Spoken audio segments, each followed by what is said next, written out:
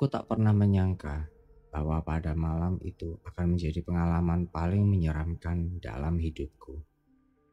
Namaku Arif, seorang pedagang biasa di pasar tua yang sudah bertahun-tahun menjadi tempatku mencari nafkah. Pasar ini berada di sebuah gedung kuno peninggalan Belanda, dengan langit-langit tinggi yang retak-retak dan dinding kusam yang seolah menyimpan ribuan rahasia. Hari itu seperti hari-hari lainnya. Aku berjualan sampai malam karena ingin menghabiskan stok barang sebelum libur pasar keesokan harinya. Hujan deras mengguyur sejak sore, membuat suasana semakin sepi. Aku memutuskan untuk bertahan lebih lama, berharap ada pembeli yang datang. Namun, hingga jarum jam hampir menunjuk pukul 11 malam, tak satu pun orang lewat.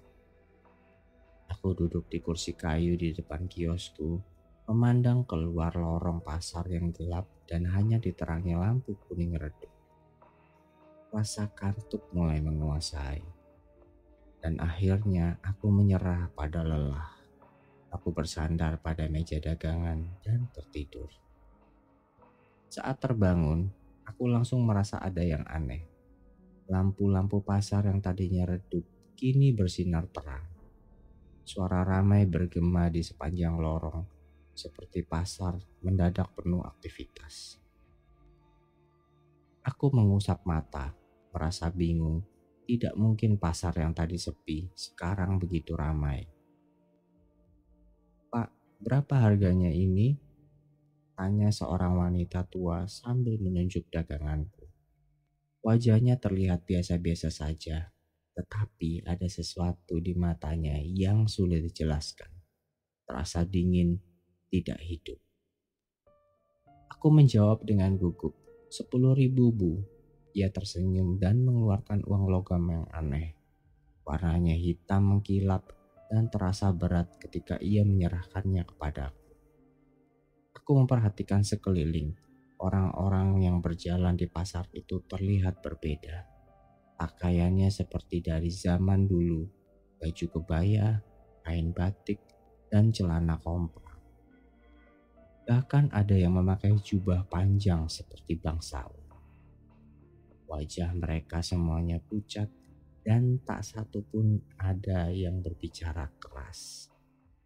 Suara mereka hanya bisik-bisik, tetapi cukup untuk membuat telingaku berdengung. Ada sesuatu yang membuatku merinding. Suara langkah kaki mereka tidak terdengar. Meskipun lantai pasar terbuat dari kayu tua yang biasanya berderet. Aku mencoba untuk tidak memikirkan hal-hal aneh dan melayani pembeli berikutnya. Namun, setiap kali menerima uang dari mereka, bentuk dan warnanya berbeda-beda. Kadang seperti daun kering, kadang seperti batu kecil. Aku tidak tahu mengapa aku terus menerimanya. Mungkin karena aku merasa tubuhku bergerak sendiri, seolah-olah aku tidak memiliki kendali penuh atas diriku. Di tengah semua itu, seorang pria tinggi berjubah hitam mendekat ke kiosku. Wajahnya tertutup bayangan. Meskipun pasar itu terang benderang, ia tidak berkata apa-apa. Hanya menatapku dengan mata yang terasa menusuk. "Pak, ada yang bisa saya bantu?" tanyaku dengan suara bergetar. Ia mengulurkan tangannya menunjuk salah satu barang daganganku, lalu tersenyum samar. Aku menyerahkan barang itu tanpa meminta bayaran. Entah kenapa, aku merasa itu adalah hal yang harus kulakukan. Saat ia pergi, udara di sekitar menjadi lebih dingin, dan aku merasa tubuhku gemetar hebat. Semakin lama aku menyadari sesuatu yang mengerikan. Orang-orang di pasar ini, mereka bukan manusia. Wajah-wajah pucat mereka mulai menunjukkan tanda-tanda aneh. Mata yang kosong, senyum yang terlalu lebar, dan tangan yang tampak melayang saat mengambil barang. Aku ingin lari, tetapi kakiku tidak bisa bergerak. Tiba-tiba seorang wanita tua mendekat dan berbisik ke telingaku. "Kamu tidak seharusnya di sini." Bisikannya membuatku tersentak. Aku menoleh, tapi dia sudah menghilang. Aku merasa tubuhku kembali bisa digerakkan. Tanpa pikir panjang, aku meninggalkan kiosku dan berlari ke arah pintu keluar pasar. Namun, setiap lorong yang kutempuh membawaku kembali ke tempat yang sama, kiosku sendiri. Aku mulai panik, aku berteriak, memohon pertolongan, tetapi tidak ada yang mendengarku. Mereka semua hanya menatapku dengan senyum yang aneh itu. Sebelum aku benar-benar menyerah, seorang pria tua dengan tongkat berjalan mendekat. Ia menatapku dengan mata penuh belas kasihan. "Tutup matamu, nak, dan jangan buka sampai kau mendengar ayam berkokok," katanya. Aku mengikuti sarannya. Dengan mata tertutup, aku mendengar suara langkah kaki mendekat.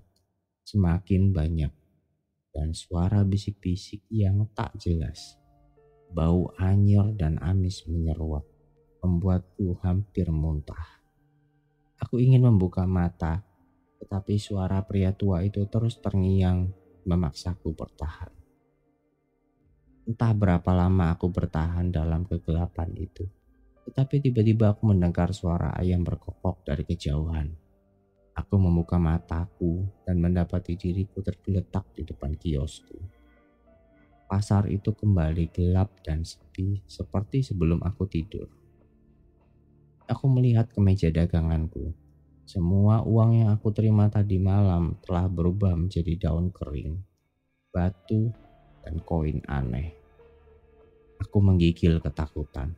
Tanpa membuang waktu, aku mengemasi barang-barangku dan bergegas pulang. Hingga hari ini, aku masih tidak tahu apa yang sebenarnya terjadi malam itu. Tetapi, setiap kali aku berjualan di pasar, aku merasa ada yang mengawasi dari balik kegelapan.